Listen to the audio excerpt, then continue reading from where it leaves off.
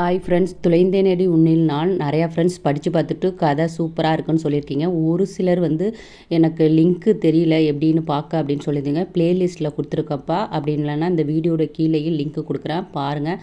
வாங்க இப்போ எனக்கே உயிரானவள் எபிசோடு 38 கதைக்குள்ளே போகலாம்.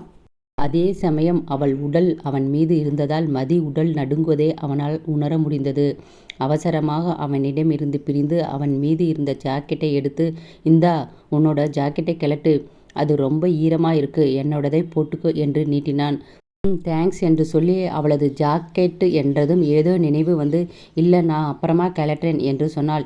ஹே, கிளைமேட்டை பாரு, எவ்வளோ கூலிங்காக இருக்குது, சீக்கிரம் கிளட்டு, அதான் உள்ள ஷர்ட் இருக்குல்ல, ஷர்ட் ஆனால் அது ஒயிட் ஷர்ட் என்று சொல்லி முகத்தை திருப்பி குளிரில் நடுங்கியபடி நின்றாள்.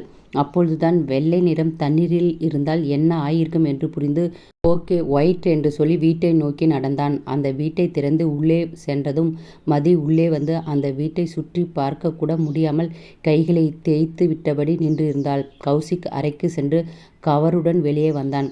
அவள் முன்னால் நீட்டி, இதில் ட்ரெஸ்ஸு இருக்கு, போட்டுக்க என்று நீட்டினான். அவனை சந்தோஷமாக பார்த்தவள், உங்களுக்கு எப்படி லேடிஸ் ட்ரெஸ் கிடைச்சிது? இதுக்கு முன்னாடி 10 வருஷத்துக்கு முன்னாடி ஃபேமிலியோடு இங்கே இருக்கோம். அப்புறம் இந்த வீடு கூட எங்கள் அத்தைக்கு சொந்தமானது தான். அதனால் பழைய அலமாரியில் ட்ரெஸ் இருக்கான்னு பார்த்தேன், உனக்கு மாற்ற கிடைச்சிது என்று சொன்னான். என்ன, இந்த வீடு உங்களோடதா? நிறைய டப்பெல்லாம் உங்ககிட்ட இருக்கும் போல என்று கிண்டலாக சொல்லி அவன் கையில் இருக்கும் ஆடையை வாங்கி ஒரு அறைக்குள் சென்றாள். அவள் சென்றதும் மனதில் கௌசிக், இந்த வீட்டுக்கே நீந்தான் உரிமையானவள், எப்படி சொல்வேன் என்று நினைத்து நின்றிருந்தான். அதே சமயம் மதி உடையை மாற்றி வெளியே வந்தவள், மிஸ்டர் தேவ், என்ன இந்த ட்ரெஸ் இவ்வளவு லூஸாக இருக்கு என்று சிரித்து கொண்டே உடையை காட்டியபடி வந்தாள். அவள் போட்டிருந்த உடையை பார்த்தவனுக்கு பழைய நினைவுகள் எல்லாம் கண்முன் சென்றது. அவனது முகம் வேதனையுடன் மாறியது. அதை கவனித்த மதி, யார் ட்ரெஸ் இது என்றாள். இது என்னுடைய அத்தை ட்ரெஸ். ஓஹோ, பரவாயில்ல, அந்த காலத்தில் கூட சுடிதார் எல்லாம் உங்கள் அத்தை போட்டிருக்காங்க என்று அவனை மாற்ற கிண்டலாக கேட்டாள். ஆமாம், எங்கள் அத்தை, அம்மா, அப்புறம் அவங்க ஃப்ரெண்ட்ஸு கேங்கு வித்தியாசமாக தான் இருப்பாங்கன்னு தாத்தா சொல்லியிருக்காங்க. அந்த டைமில் கூட காலேஜ் படிக்கும்போது ட்ரெஸ் கோடிங் எல்லாம் ஃபாலோ பண்ணாமல் இருந்திருக்காங்க. நிஜமாவா? சூப்பர் லேடிஸ் தான், அவர்களை பார்க்கணும் போல இருக்கு என்று ஆர்வமாக சொல்ல இந்த வீட்டை சுற்றி பார்த்துட்டு வரேன் என்று பேச்சை மாற்றி ஓடினாள். அவளுக்கு தான் தெரியுமே, கௌசிக் வீட்டில் இப்பொழுது அவன் சொல்லும் அம்மா அத்தை உயிருடன் இல்லை என்பது. ஆனால் அவனோ படியேறி மேலே ஓடும் மதியை தான் வேதனையுடன் பார்த்திருந்தான். உனக்கு தெரியாது மதி, வசந்தி அத்தை தான் உன்னோட அம்மானு. ஆனால் அவங்க இப்போ உயிரோடு இல்லைன்னு தெரிஞ்சா உன் மனசு எப்படி இருக்கும்? உன்னையும் என்னையும் இப்படி கஷ்டத்தில் ஆக்குன எங்கள் அப்பாவை இனியும் சும்மா விட மாட்டேன். நீ தான் அவங்க வாழ போகிற நரக வாழ்க்கையை காட்ட போகிறேன். அப்புறம் அவங்க ஏன் வாழணும்னு நினச்சி தினம் தினம் சாகணும் என்று மனதில் வெறியுடன் எண்ணும் நேரம் மேலே இருந்து மதி அலறும் சத்தம் கேட்டது. அதை கேட்டு பதறிய கௌசி, குட்டிமா என்னாச்சு என்று கத்திக்கொண்டே மேலே வந்தான். அங்கு மதி எதையோ பார்த்து பயந்து நிற்பதை பார்த்து அவள் கையை பிடித்து, என்னாச்சு என்று பதட்டமாக கேட்டான். அது அது என்று சொல்லி ஒரு இடத்தை காட்டினாள். அங்கு தேள் ஊறுவதை பார்த்து உஸ் என்று அவளை சொல்லிவிட்டு அதை அருகில் இருந்த பொருளை எடுத்து ஒரே அடியில் கொன்றுவிட்டான். ஆனால் அப்பொழுதும் அவள் முகத்தில் இருந்த பயத்தை கவனித்த கௌசிக் அவள் தோளில் கை போட்டு தட்டி, ரிலாக்ஸ் குட்டிமா, இது ரொம்ப வருஷம் யூஸ் பண்ணல, அதான் பூச்சியெல்லாம் இருக்கு என்று சொல்லும் போதே அவனை தாவி அணைத்திருந்தாள். அவள் திடீரென்று அணைத்ததும் ஒரு நொடி விழித்தவனுக்கு அவள் உடல் நடுங்குவது தெரிந்தது. அவள் கன்னத்தை பிடித்து தன்னை பார்க்க செய்தவன், என்னடா, அதான் அது செத்துடுச்சுல, அப்புறம் ஏன் ஒரு மாதிரி இருக்க என்று மென்மையான குரலில் கேட்டான். அவனை கண்கள் கலங்க பார்த்தவள், இல்லை தேவ், சின்ன வயசில் என் அண்ணன் விவேக் இந்த மாதிரி தேள் என் மேலே விட்டு இருக்கான். அது விஷம் ஏறி இருக்கு. அப்பா என்னை ஹாஸ்பிட்டல் எல்லாம் கூட்டிகிட்டு போய் இருக்காரு. அது மட்டும் இல்லை, அவன் கண்ணில் எந்த பூச்சியை பார்த்தாலும் என் மேலே விடுவான். ஒரு நாள் வீட்டு பக்கத்தில் விளையாடும்போது பாம்பு இருக்கிற பக்கம் என்னை நடக்க விட்டு இருந்தான். அதுக்குள்ளே அப்பா என்னை தூக்கிட்டு போயிட்டாங்க. அதில் இருந்து எனக்கு ஊறுவதை பார்த்தாலே பயம் என்று அழுகையுடன் சொல்லி தேம்பினாள். கௌசிக்கு இப்போது விவேக் மீது அளவற்ற ஆத்திரம் வந்தது. அப்போ அவனுக்கு மதி அவள் தங்கச்சி இல்லைன்னு தெரிஞ்சுதான் என்னோட குட்டிமாவை வெறுத்து இப்படியெல்லாம் பண்ணி இருக்கான் என்று மனதில் நினைத்து முகமெல்லாம் கோபத்தில் சிவந்தது. அதை ஒரு நொடி மாற்றி கௌசிக் அவளை இன்னும் அணைத்து கண்ணீரை துடைத்து, அதெல்லாம் சின்ன வயசில் உன் அண்ணன் விளையாட்டுக்கு பண்ணியிருப்பான், இப்பவும் இப்படி பயப்படுவியா? என் மதி ரொம்ப தைரியசாலின்னு நினைச்சேன். பாரேன், என் தாத்தா சின்ன பூச்சிக்கெல்லாம் பயப்பட பயந்தாங்குழியே கட்டி வச்சிருக்காரு என்று சலிப்புடன் சொன்னான். அவனை விட்டு விலகிய மதி அழுகையை துடைத்து கொண்டு கோபமாக, ஹலோ சார், யார் பயந்தாங்குழி? உங்களே பயப்படாம சமாளிக்கிறேன். நானா பயந்தாங்குழி என்று சொன்னாள். அது என்ன எக்ஸாம்பிள் பண்ணி சொல்ற? நான் என்ன உன்னைய கொடுமை பண்ற மாஸ்டரா என்று செல்லமாக கோபத்துடன் கேட்டான். ஒரு அடி பின்னால் அடி எடுத்து வைத்து, நீங்க எனக்கு மாஸ்டர் எல்லாம் இல்ல ஆனா என்று சொல்லியபடி, ஆனால் சைக்கோவாத்தி என்று சொல்லி வேகமாக படிகளில் இறங்கி ஓடினாள். அவள் சொல்வதைக் கேட்டு முதலில் அதிர்ந்து பின் கோபமாக, நான் சைக்கோவா, இரு வரேன் என்று சொல்லி அவளை பின்னால் துரத்தினான். அதை பார்த்த மதி, ஐயோ, வாயை கொடுத்து அடி வாங்க போறேன் என்று நினைத்து அந்த வீட்டில் உள்ள ஒரு அறைக்குள் நுழைந்திருந்தாள். அவனும் அவள் பின்னால் நுழைந்து இருந்தவன் கண்ணில் அவள் முன்பு அணிந்து இருந்த ஆடையெல்லாம் படுக்கையில் மேல் காய வைத்திருப்பதை பார்த்து அங்கேயே நின்று விட்டான். தன் பின்னால் வந்தவன் ஏன் இப்படி நின்று இருக்கிறான் என்று புரியாமல் அவன் பார்வை செல்லும் இடத்தை பார்த்து ஒரு நொடி உறைந்து போய் பின் வேகமாக ஈரமான அவளது உள் ஆடையெல்லாம் போர்வை எடுத்து போர்த்தி விட்டு அவனை கோபமாக பார்த்தாள். ஏன், எதுக்கு இப்படி பார்க்குறீங்க என்று கோபமாக கேட்க நினைத்தாலும் நடுக்கத்துடன் வெளியே வந்தாள். அவளிடம் எதுவும் பதில் சொல்லாத கௌசிக் அவளை நெருங்கி வந்து நின்றவன் அவள் காது ஓரம் குனிந்து கிசுகிசுப்பான குரலில், அதான் டிவியில் நிறைய டிசைனில் எல்லாம் காட்டுறாங்களே, அதையெல்லாம் வாங்கி ட்ரை பண்ண வேண்டியதானே? ஏன் இப்படி ஓல்டு ட்ரெஸ்ஸை யூஸ் பண்ணுற? நான் ஆன்லைனில் செலக்ட் பண்ணி வாங்கி தரட்டா? உனக்கு அதெல்லாம் நல்லா இருக்கும் என்று சொன்னாலும் அதை கேட்டு பேச்சு இழந்த மதி அவன் நெஞ்சை பிடித்து தள்ளியவள் சங்கடமான குரலில், இப்படியெல்லாம் நீங்கள் பேசக்கூடாது என்று சொல்லி திரும்பி கொண்டாள். உதட்டுக்குள் சிரிப்பை அடக்கிய கௌசிக் பின்னால் இருந்து அவள் தோள்பட்டையின் மீது முகத்தை வைத்த கௌசிக் ரகசிய குரலில், இதில் என்ன இருக்கு? நான் உன்னோட ஹஸ்பண்டு தானே, நான் வாங்கி தந்தா என்ன? நான் அதையெல்லாம் பார்க்கக்கூடாதா என்று கிருகிய குரலில் கேட்டான். அதில் கண்கள் அகல விரிய கேட்ட மதிக்கு முகம் உப்பென்று சிவந்து போனது. உடலெல்லாம் ஏதோ ஷாக் அடித்தாற் போல் இருந்தது. ஐயோ, மறுபடியும் இந்த சைக்கோ கிட்ட மாட்டினனா அவ்வளவுதான் என்று நினைத்து ஒரே ஓட்டமாக அவனிடம் பதில் எதுவும் சொல்லாமல் அறையிலிருந்து குளியல் அறைக்குள் ஓடிவிட்டாள். அவள் ஓடுவதை பார்த்து அடக்கப்பட்ட சிரிப்பை சத்தமாக சிரித்துவிட்டு, என்னைய சைக்கோன்னு சொன்ன, இனிமேல் தான் இருக்கு உனக்கு என்று நினைத்து அறையை விட்டு வெளியே சென்று விட்டான். இங்கு குளியல் அறையில் மதி, ச்சே, என்னெல்லாம் பேசுறாரு என்று புலம்பி சிவந்து இருந்த முகத்தை தண்ணீர் ஊற்றி கழுவினாள். அவள் வெளியே வரும்போது கௌசிக் இல்லாததை பார்த்து பெருமூச்சு விட்டு உள் ஆடைகளையெல்லாம் மீண்டும் நன்கு காய வைத்துவிட்டு, நிஜமா இது எல்லாம் ஓல்டு பிராண்டா இருக்கா என்று யோசித்து வெளியே வந்தாள். இங்கு கௌசிக், வா, வந்து சாப்பிடு, நம்ம இப்போ கிளம்பினால்தான் காலேஜ் ஸ்டூடெண்ட்ஸ் வரத்துக்குள்ளே போக முடியும் என்று சொல்லி அவன் சாப்பிட ஆரம்பித்தான். கேட்ட மதிக்கு கௌசிக்குடன் இங்கு இன்னும் சில நேரம் இருக்கலாம் என்ற ஆசை வந்தது. ஆனால் இப்போது போக வேண்டும் என்று சொன்னதும் அவளுக்கு முகம் வாடி போனது. அதை கவனித்த கௌசிக், என்ன, இந்த இடம் உனக்கு பிடிச்சிருக்கா, இல்லை என் கூட இருக்க ஆசையா இருக்கா என்று கண்ணடித்து கேட்டான். அதை கேட்டு இவருக்கு எப்படி நான் மனசில் நினைச்சது தெரிஞ்சுது என்று நினைத்து அவசரமாக, ஐயோடா, சாருக்கு ஆசையை பாரு, நான் இந்த இடத்தை விட்டு போக மனசு இல்லாமல் இருந்தேன், நான் உங்களை பற்றி நினைச்ச மாதிரி சொல்றத பாரு என்று பொய் சொல்லி முகத்தை திருப்பி சாப்பிட ஆரம்பித்தாள். அவள் அப்படி சொன்னதும் வேகமாக அவளை ஒரே எட்டில் அவளை தூக்கி அவன் மடியில் அமர வைத்தான். இதை சற்றும் எதிர்பார்க்காத மதி, என்னை விடுங்க என்று அவனிடம் இருந்து இறங்க முயற்சி செய்தாள். ஆனால் அவனிடமிருந்து விலக அவன் விடுவானா என்ன? இப்பொழுது சொல்லிடு, என் கூட இங்கே இருக்க உனக்கு ஆசை இல்லையா? இல்லை, நிஜமாவா? நிஜமா? ஓஹோ என்று சொல்லி நறுக்கென்று அவள் கழுத்தை கடித்து வைத்தான். ஆ என்று மதி வலியில் கத்தியபடி அவனே அந்த இடத்தில் முத்தமழை வைக்க ஆரம்பித்து நாவால் தடவ ஆரம்பித்திருந்தான். அவனே காயத்தை தந்து அவனே அதற்கு மருந்தும் தந்து கொண்டிருந்தான். அவனின் எச்சில் அவளுக்கு இதமாக இருக்க மெல்ல கண்களை மூடி அதை அனுபவித்தாள். தானாக ஒளிரும் அந்த விளக்கில் மஞ்ச நிற வெளிச்சத்தில் அவள் முகத்தில் விழ அவளின் கள்ளங்கபடம் இல்லாத முகத்தை பார்த்த கௌசிக்கின் இதயம் தடுமாறியது. அவள் ட்ரெஸ் மேலே மின்னிக் கொண்டிருக்கும் தாலி வேறு அவள் மீதான தன் உரிமையில் நிலைநிறுத்த முகத்தை திருப்பி கொண்டான். ப்ளீஸ் குட்டிமா, இன்னும் கொஞ்ச நேரம் என்று கௌசிக் சொல்ல, இவ்வளவு நேரம் அவன் கண்களை பார்க்காமல் தவித்து கொண்டிருந்த மதி அவன் கேள்வியில் அவன் முகத்தை பார்க்க, தனக்கு மிக அருகில் மதியை பார்த்தவனுக்கு இதற்கு மேல் முடியாது என்பது போல் அவள் இதழோடு இதழ் பொருத்தி அவளை வன்மையாக முத்தமிட, அவன் திடீர் தாக்குதலில் திணறிய மதியால் அவனிடமிருந்து விலகவும் முடியவில்லை, அதை ஏற்றுக்கொள்ளவும் முடியவில்லை. ஒரு கட்டத்திற்கு மேல் மதியால் அவன் வேகத்தை தாக்கு பிடிக்க முடியவில்லை. அவன் கடித்து சுவைத்து கொண்டிருக்கும் அவள் உதடு வலித்தது. அவள் இதற்கு மேல் முடியாது என்பது போல் மூச்சு விட முடியாமல் கௌசிக் மார்பை பிடித்து தள்ள, ஆனால் அவளை விட்டு கொஞ்சம் கூட நகராமல் கீழ் உதட்டை பிரித்தவன் அவள் மேல் உதட்டில் தன் ஆதிக்கத்தை தொடங்க, அதில் மூச்சு எடுத்து தன்னை ஆசுவாசப்படுத்தி கொண்ட மதி தன் பலன் கொண்டு அவனை தள்ள முயற்சி செய்ய, ஆனால் அவன் விலகுவதற்கு பதில் அவள் தோள்பட்டை கை வைத்தான். ஏற்கனவே அவர்களின் இருவரின் அணைப்பில் சிக்கி கசக்கி போயிருந்த டாப்பை தொட்ட அடுத்த நொடி மதிக்கு திக்கென்று இருந்தது. அவள் அவனை ட்ரெஸ்ஸை கழட்ட விடாமல் தடுக்க பார்க்க, ஆனால் அவள் கையை தட்டிவிட்ட கௌசிக் வேகமாக அவள் டாப்பை கழட்டி தூக்கி எறிந்தவன் முத்தத்தை தொடர்ந்து கொண்டே அவளை அந்த கட்டிலுக்கு இழுத்து சென்று அவளுடன் சேர்ந்து அந்த கட்டிலில் விழ, மதிக்கு தன் உடலெல்லாம் பதறியது. இவன் என்ன இவ்வளவு முரடனாக முத்தம் கொடுக்கிறான், புலிவால் என்று தெரியாமல் பிடித்து விட்டோமோ என்பது போல் அவன் முத்தத்தின் வேகத்தில் நிலை தடுமாறி கொண்டிருந்தாள். சில மணி நேரம் அப்படியே கழிந்தது. இனி என்கிட்ட பொய் சொல்லக்கூடாது, அப்புறம் இப்படிதான் பனிஷ்மெண்ட் தருவேன் என்று கௌசிக் குரல் கேட்டதும் கண் விழித்த மதி அவனிடம் இருந்து விலகி அவள் கழுத்தை அறைக்குள் சென்று கண்ணாடியில் பார்த்தாள். அவன் கடித்த பல் தடம் நன்கு பதிந்து இருந்தது. அவரை சைக்கோன்னு நினைச்சேன், ஆனா இப்போ மான்ஸ்டர் வேலையெல்லாம் பார்க்கறார் என்று புலம்பி விட்டு வெளியே வந்து இடுப்பில் கை வைத்து முறைத்து பார்த்தாள். அவனுக்கும் இதற்கும் சம்பந்தமில்லை என்பது போல் சாதாரணமாக சாப்பிட்டு கொண்டே இருந்தான்.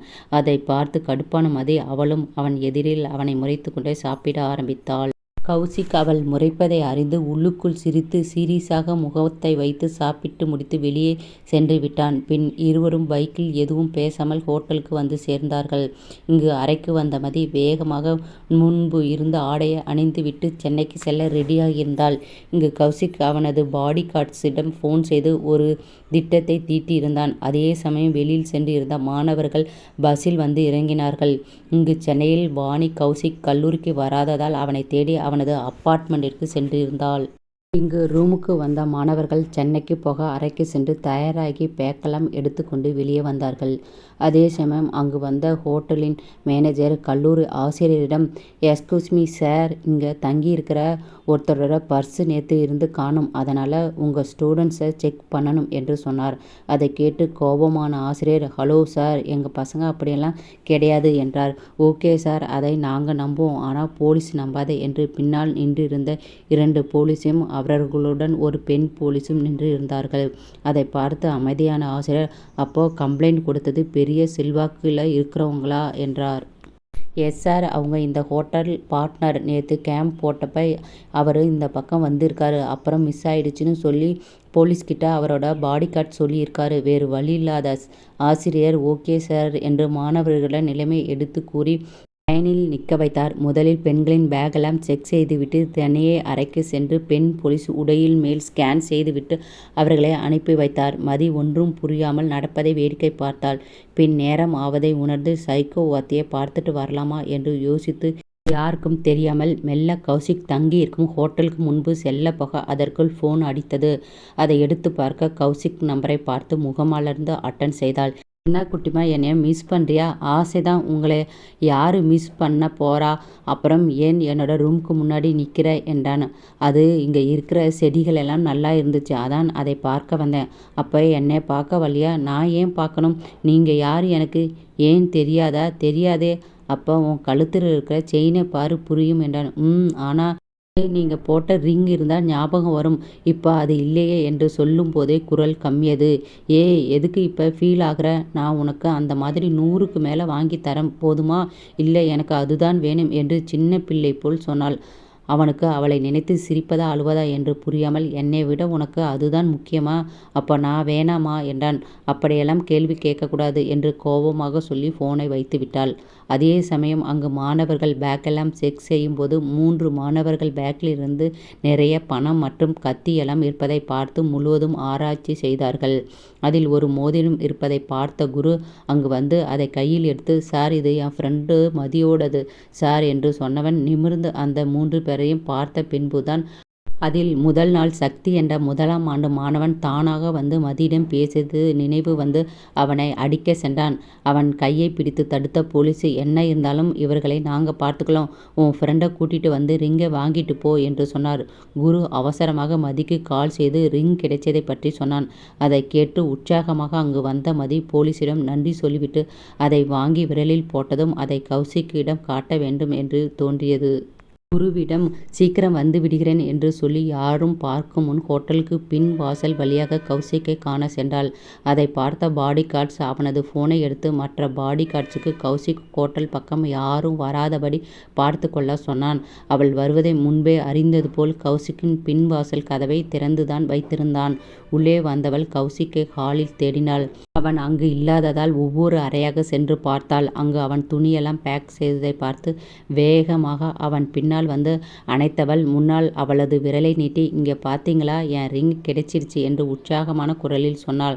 ஆனால் அதையெல்லாம் காதில் வாங்காதது போல் அவளிடம் இருந்து பிரித்து தள்ளி சென்று அவனது வேலையை தொடர்ந்தான்.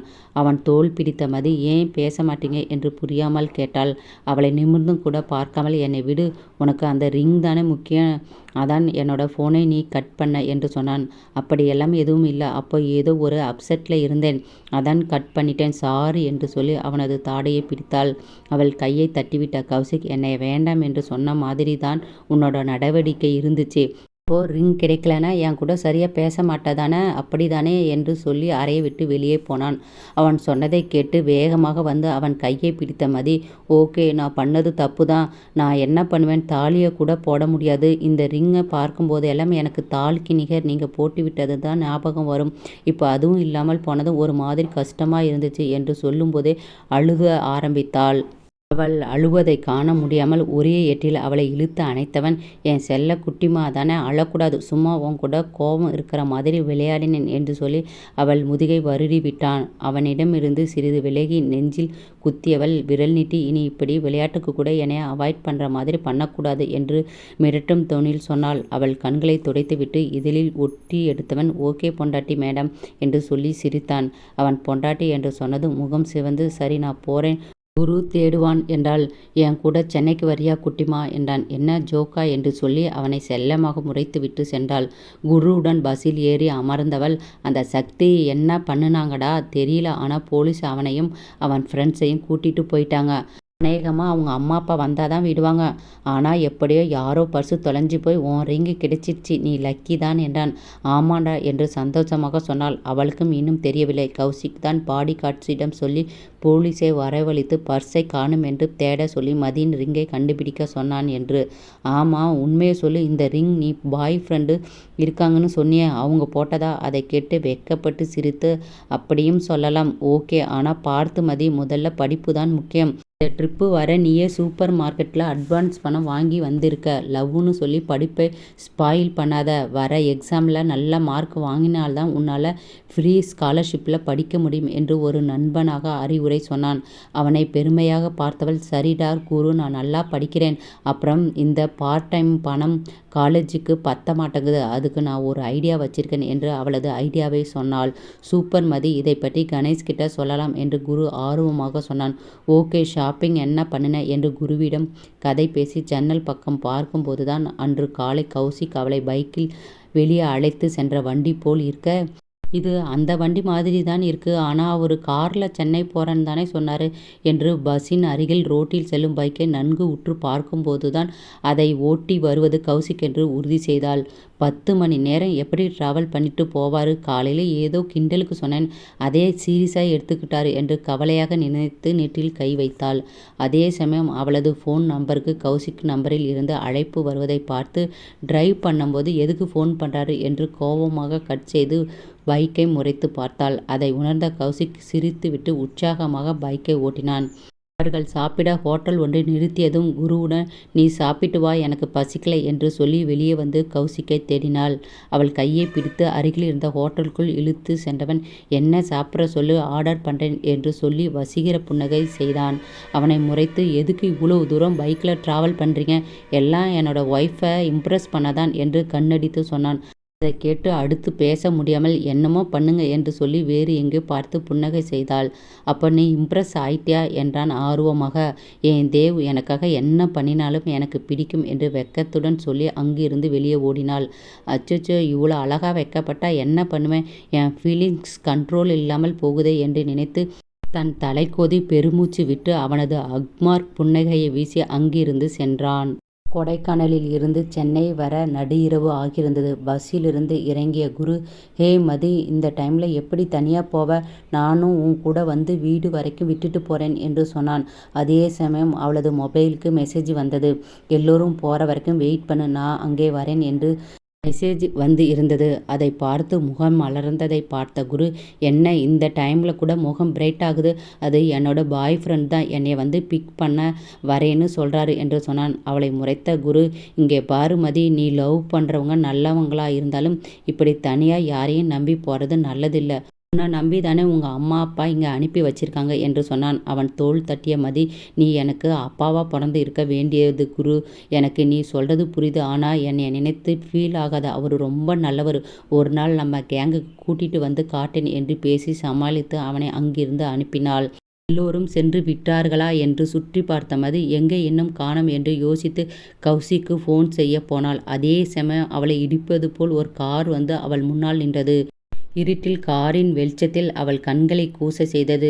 பின் யாரோ ஒருவன் காரில் இருந்து இறங்கி அவள் முன்னால் நின்றான். யார் என்று கண்ணில் இருந்து கண்ணை எடுத்து வெளிச்சத்தில் பார்க்க அங்கு ரீகன் தான் நின்று இருந்தான். அவனை யார் என்று தெரியாததால் ஒரு அடி பின்னால் நகர்ந்தவள், யார் நீங்க என்றாள். ஹே, ஐ எம் ரீகன், உன்னை நான் 2-3 தடவை பார்த்து இருக்கேன், நான் அனிதாவோட மாமா பையன் என்று சொன்னான். அதை கேட்டு புருவம் சுருங்கி பார்த்தவள், ஓகே, அதுக்கு ஏன் என்கிட்ட வந்து பேசுறீங்க என்றாள். நான் இந்த பக்கமாக போகிற நீ தனியாக நிற்கிறதை பார்த்தேன், அதான் அனிதா கிளாஸ்மேட் ஆச்சே, அதான் ட்ராப் பண்ணலாம்னு கேட்க வந்தேன் என்று நல்லவன் போல் பேசினான். ஓ இல்லை வேணாம், என்னை கூட்டிகிட்டு போக ஆள் வராங்க என்று சொல்லும் போதே மின்னல் வேகத்தில் ஒரு பைக் வந்து அவர்கள் இருவர் நடுவில் நின்றது. கௌசிக் ஹெல்மெட் அணிந்து இருந்ததால் இருட்டில் அவன் முகம் தெரியவில்லை. ரீகன் பக்கம் திரும்பிய மதி, ஓகே பாய் சார் என்று சொல்லி கௌசிக் பக்கம் திரும்பினாள். மதி கையில் அவளுக்கான ஹெல்மெட்டை தந்துவிட்டு கண்ணாடி வழியாக ரீகனை பார்த்தவன் வந்த வேகத்தில் கிளம்பியிருந்தான். அவர்கள் போகுவதை பார்த்த ரீகன் கோபத்தில் தரையில் காலை உதைத்தான். நல்ல சான்ஸ், எப்படியாவது இவளை பிக் பண்ண பார்த்தா அதுக்குள்ளே ஒருத்தன் வந்துட்டான். ஒருவேளை இவன்தான் அவ பாய் ஃப்ரெண்டாக இருப்பானா, இருக்கட்டும், ஆனால் அவள் எனக்கு தான் சொந்தம், என்ன ஆனாலும் எனக்கு தான் அவள் கிடைக்கணும் என்று தனக்குள் சொல்லி கொண்டு அங்கிருந்து சென்றான். இங்கு மதி, ஹலோ மிஸ்டர் தேவ், இவ்வளோ தூரம் வண்டி ஓட்டி இருக்கீங்க, உங்களுக்கு டயர்டாக ஆகலையா என்று கேட்டு அவன் முதுகில் சாய்ந்து முகத்தை வைத்தாள். ஆனால் அவனிடமிருந்து எந்த பதிலும் இல்லை. அதை அறியாத மதி கொடைக்கானலில் அவள் இருந்த கிராமத்தை பற்றி முழுவதும் சொல்லி கொண்டு இருக்கும்போதே அவர்கள் அப்பார்ட்மெண்ட் வந்து இருந்தது. அவன் பார்க்கிங்கில் பைக்கை நிறுத்திவிட்டு அவளது டிராவல் பேக்கை எடுத்துக்கொண்டு அமைதியாக அவளை பார்க்காமல் நடந்தான். அப்பொழுதுதான் அவன் எதுவும் பேசவில்லை என்று நினைவு வர வேகமாக அவள் பின்னால் வந்து லிஃப்டில் ஏறிய மதி, என்னாச்சு சார் மூணு இருக்கீங்க என்று கேட்டு அவன் தாடியை பிடித்தார். சே என்று சொல்லி அவள் கையை தட்டிவிட்டு அவர்களது தளத்திற்கு வெளியே வந்தான். அவளும் புரியாமல், என்ன ஓவரா பண்றீங்க, என்னன்னு சொன்னாதானே தெரியும் என்று அவன் பின்னால் கத்திக்கொண்டே வந்தவளை திரும்பி பார்த்த கௌசிக், ஏன் இப்படி கத்துற, இங்கே பக்கத்தில் தங்கி இருக்காங்க என்று முறைத்து கொண்டு சொன்னான். அதனால் என்ன, என் வாய் நான் கத்துவேன், இவர் காரணமே இல்லாமல் மூஞ்சியை தூக்கி வைப்பார், நான் வாயை மூடிக்கிட்டு இருக்கணுமா என்று புலம்பியபடி வீட்டிற்குள் அவள் வந்த அடுத்த நொடி கதவை சாத்தி லாக் செய்து அவளது கையை பிடித்து சுவற்றில் சாய்த்தவன், அவன்கிட்ட உனக்கு என்ன பேச்சு என்றான். கோபமாக புருவம் சுருங்கி அவனை பார்த்தவள், யாரு, குரு கிட்டியா, இல்லை, இப்போ நான் வரத்துக்கு முன்னாடி பேசிட்டு இருந்தேன், போகும்போது வேற பாயின்னு சொல்கிற என்று சொல்லி அவளது மணிக்கிட்டே இறுக்கி பிடித்தான். அதில் அவளுக்கு வலிக்க, என் கையை விடுங்க, வலிக்குது, நான் கேட்டதுக்கு பதில் சொல்லு என்று சொல்லி மேலும் இருக்கினான். அவனை வலியுடன் பார்த்தவள், அவரை இன்னைக்கு தான் பார்த்தேன், அனிதாவோட மாமான்னு சொன்னார், அப்புறம் என்னைய ட்ராப் பண்ணுறேன்னு சொன்னார், இல்லை என்னை கூட்டிகிட்டு போக ஆள் வராங்கன்னு சொன்னேன், அதுக்குள்ளே நீங்கள் அங்கே வந்தீங்க என்று சொன்னாள். அதை கேட்டு பெருமூச்சு விட்டவன், இனி தெரியாதவங்க வந்து பேசினால் பேசாதே, அங்கிருந்து வந்துடு என்று சொன்னான். அதை நீங்கள் பொறுமையாகவே கேட்டிருக்கலாம் என்று சொன்னவள் அவன் நெஞ்சில் கை வைத்து தள்ளி அவளது மணிக்கட்டை அவன் முன்னால் காட்டி, இப்படி தான் உங்கள் ஒய்ஃபுக்கிட்ட மிருகம்தனமாக நடந்துப்பீங்களா தேவ் என்று கேட்டாள். அப்போது கௌசிக் ரீகன் மதியுடன் நின்று பேசியதை பார்த்து என்ன செய்கிறோம் என்று தெரியாமல் கோபத்தை மதி மீது காட்டியிருப்பது புரிந்தது. அச்சச்சோ சாரி என்று சொல்லி சிவந்து இருந்த அவளது மணிக்கட்டை பிடிக்க வந்தான். அவனிடம் ஒரு அடி தள்ளி நின்ற மதி, என்கிட்ட பேசாதீங்க தேவ் என்று அழுகையோடு சொல்லி அவளது அறைக்கு ஓடினாள். அவள் போகுவதை பாவமாக பார்த்த கௌசிக் தலையை தட்டி, என்ன காரியம் பண்ணி வச்சிருக்கேன், இன்னைக்கு வந்து மதி கூட இனி சந்தோஷமா வாழலாம்னு யோசிச்சு இருந்தேன். ஆனால் நானே என் கோபத்தினால் இப்படி அவளை காயப்படுத்தி இருக்கேன். எப்படி இவளை சமாதானம் செய்கிறது என்று 6 அடி ஆண்மகன் விழி பிதுங்கி நின்றான். இங்கு மதிக்கோ அப்படி ஒரு கோபம். ஏதோ ஒரு பையன் என்கிட்ட பேசினா இப்படியா ரியாக்ட் பண்ணுவாரு என்று நினைக்கும்போது அவளது மனசாட்சி ஒருவேளை அவருக்கு உன் மேலே இருக்கிற அன்புனால பொசசிவ்ல ஆகியிருப்பாரோ என்று சொன்னது. இருக்குன்னு இப்படியா, ரொம்ப ஓவராக தான் இருக்கு என்று சிவந்திருந்த மணிக்கட்டை பார்த்து படுக்கையில் அழுகையோடு விழுந்தாள். அடுத்த சில நிமிடங்களில் கதவு தட்டும் சத்தம் கேட்டு, அவராக தான் இருப்பாரு, எவ்வளோ நேரம் கதவு தட்டினாலும் கதவை திறக்கக்கூடாது என்று உறுதியோடு படுக்கையில் படுத்து இருந்தாள். மீண்டும் கதவு தட்டும் சத்தம் கேட்டு அவரை சலித்து போய் தூங்க போயிடுவார் என்று நினைக்கும் போது சில நிமிடத்தில் கதவு திறந்து கொண்டு கௌசிக் அசூர வேகத்தில் வந்தான். அவனை அதிர்ச்சியோடு எழுந்து பார்க்க அதற்குள் அவள் அருகில் குனிந்தவன் அவளை இறுக்கி அணைத்திருந்தான். அதை சற்றும் எதிர்பார்க்காதவள் அவனை விளக்க கூட தோன்றாமல் உறைந்து போயிருந்தாள். சாரி குட்டிமா, தெரியாமல் கொஞ்சம் ஓவராக தான் பண்ணிட்டேன். நான் உன் தேவு மாமா தானே, என்னை மன்னிச்சிடு என்று காதலோடு மிகுந்த தாக்கத்தோடு சொன்னான்.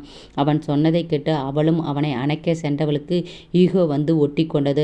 அவனை தன்னிடம் இருந்து விலக்க முயன்றபடி, ஒழுங்கா என்னை விடுங்க மிஸ்டர் தேவ் என்று சொன்னாள். ப்ளீஸ் குட்டிமா, அதான் சாரி சொல்கிறேன்லடி, உங்கள் சாரி எனக்கு ஒன்றும் வேண்டாம் என்று அதே வீம்புடன் சொன்னாள். இது சரிப்பட்டு வராது என்று உணர்ந்தவன் அவளிடம் இருந்து விலகினான். அவள் நிம்மதி பெருமூச்சு விடுவதற்குள் அவளை கையில் ஏந்தியிருந்தான். அவனை அதிர்ச்சியுடன் பார்த்தவள், என்ன பண்ணுறீங்க மிஸ்டர் தேவ், என் பொண்டாட்டியை என் ரூமுக்கு தூக்கிட்டு போகிறேன், இனி அது நம்ம ரூம் என்று சொல்லி கண்ணடித்தான்.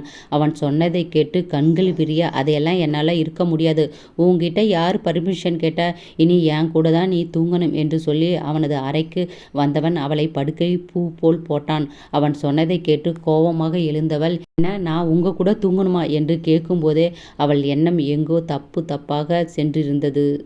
அடுத்த ஸ்டெப்பு என்னவா இருக்குன்னு உங்களுக்கு ஏதாவது கெஸ் இருந்தால் சொல்லுங்கள் ஃப்ரெண்ட்ஸ். சில பேர் வந்து இங்கிலீஷில் ஸ்டோரி வருதுன்னு சொன்னீங்க. நீங்கள் வீடியோ பார்க்கும்போதே கார்னரில் செட்டிங்ஸ் இருக்கும், அந்த செட்டிங்ஸை 3 டாட் இருக்கும், அதை செலக்ட் பண்ணினீங்கன்னா தமிழா இங்கிலீஷான்னு கேட்கும். நீங்களே உங்கள் ஃபோனில் தமிழ்னு சூஸ் பண்ணிங்கன்னா தமிழில் வரும் ஃப்ரெண்ட்ஸ். நிறைய பேர் மெசேஜ் பண்ணியிருந்தீங்க, அதுக்காக தான் சொன்னேன். தொடர்ந்து சப்போர்ட் பண்ணுங்கள். Thank you friends.